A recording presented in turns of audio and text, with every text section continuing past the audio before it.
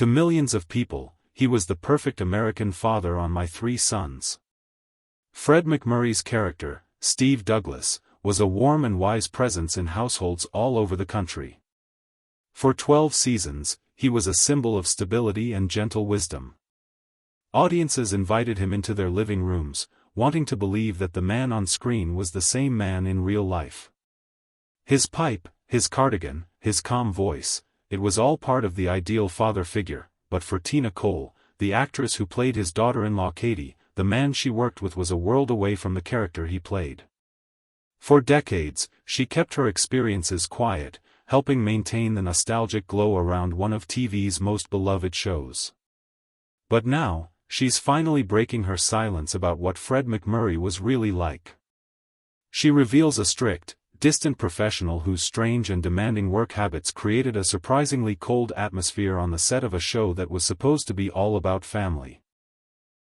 This is the story of the illusion, the reality, and the strange world of making a TV family with a father who, for the most part, wasn't even there. Before we get into what really happened on set, you have to understand just how big of a deal Fred McMurray was.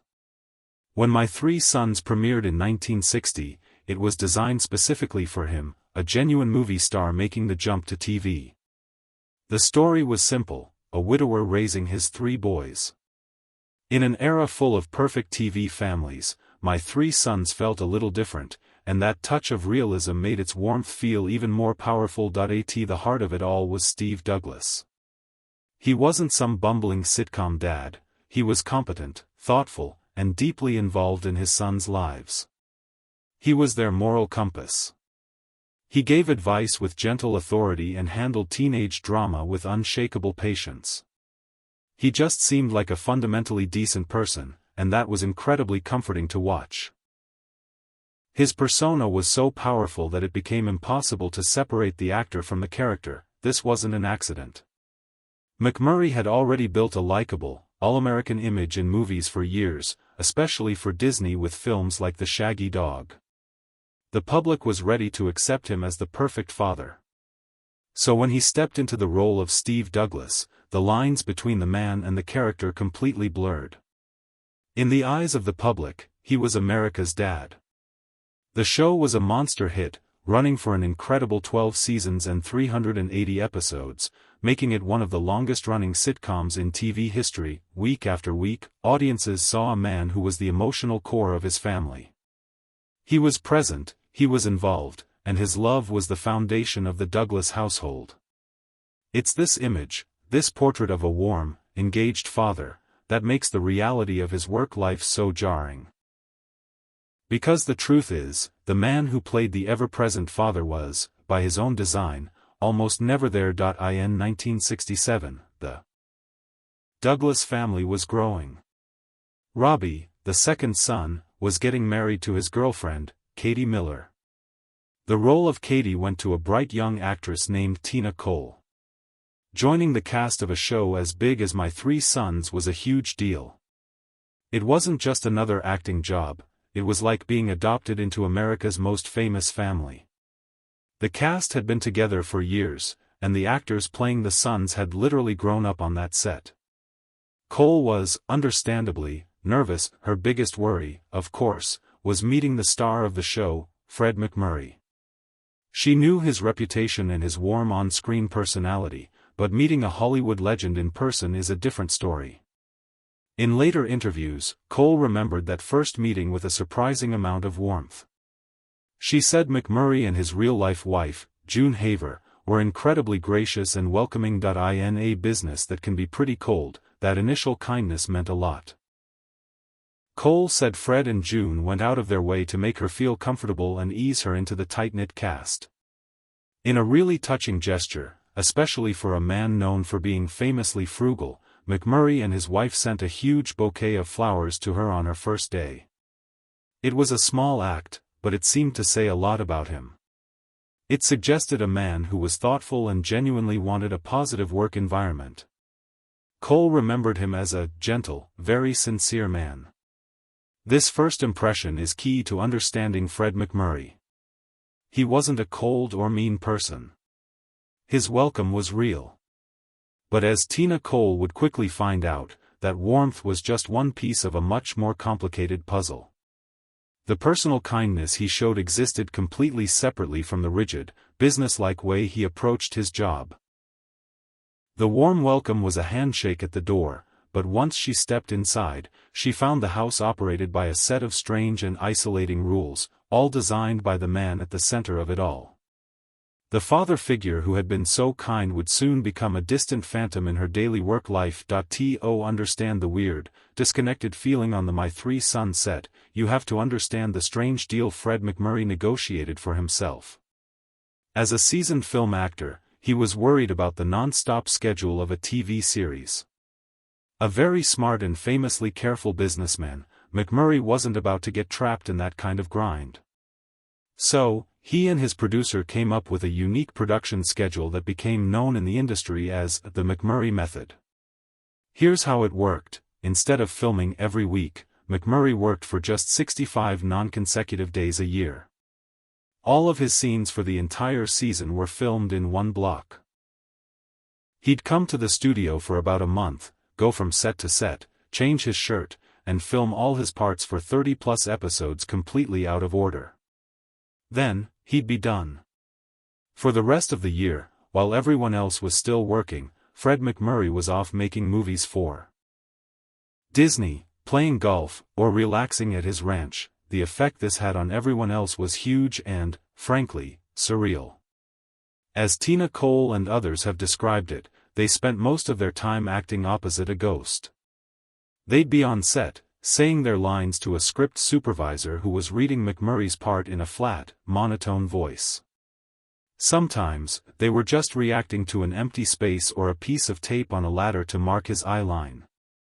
Imagine trying to create a heartfelt family moment while staring at a crew member holding a script. Tina Cole said the experience made it incredibly hard to build any real chemistry with the man playing her father-in-law. There were no small chats between takes, no shared jokes, none of the little moments that make an on-screen relationship feel real. The family connection had to be faked in the editing room. The show was pieced together like a puzzle, with McMurray's scenes slotted into the ones the rest of the cast had filmed months later.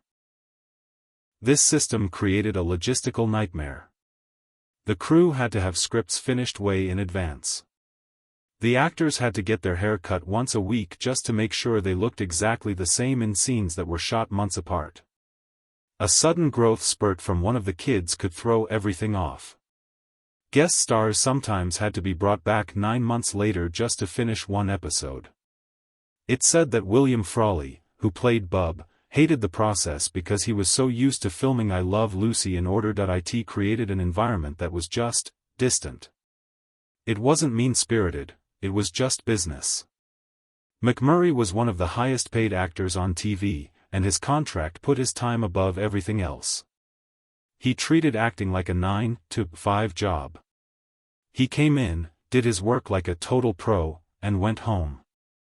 For a young actress like Tina Cole, who thought she was joining a warm TV family, it was a hard lesson in how Hollywood really works.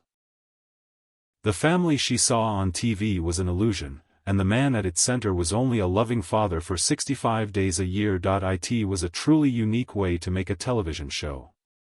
If you're finding this look at the world of My Three Sons interesting, go ahead and subscribe to our channel and hit that notification bell. We have plenty more stories from classic TV and movies to share. The McMurray method explains why Fred was physically absent, but his personality explains the emotional distance. Even when he was on set, his co-stars described him as incredibly reserved, quiet, and private. This wasn't some Hollywood star trip, it was just who he was. The gap between the friendly, approachable Steve Douglas and the real Fred McMurray was huge. Steve Douglas would have been the first to invite you to a barbecue. Fred McMurray was a guy who clocked out and went home. He kept a very strict wall between his work life and his personal life. He was a devoted family man, and that's where he focused his energy. On set, he was always polite, but he wasn't there to make. He'd do his scenes and then retreat to his dressing room. Tina Cole is always quick to point out that his reserved nature was never unkind. While they didn't have any deep bonding moments, he was a supportive presence. He led by quiet example. Despite his intense shooting schedule, nobody ever saw him complain. He was the ultimate professional, always knew his lines, always on time, and treated everyone with respect. His work ethic really set the tone for the whole production. Other cast members have said the same thing.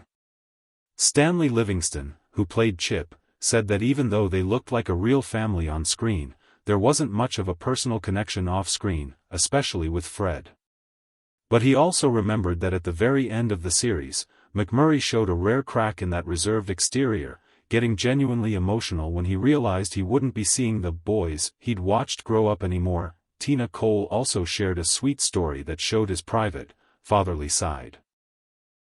McMurray knew that she and her on-screen husband, Don Grady, were in a serious real-life relationship, and he was genuinely sad when they didn't end up getting married. For years after, whenever he saw her, he would gently ask if she had found love again. He wanted to see her happily married, a sentiment that really touched her, and that's the paradox of Fred McMurray.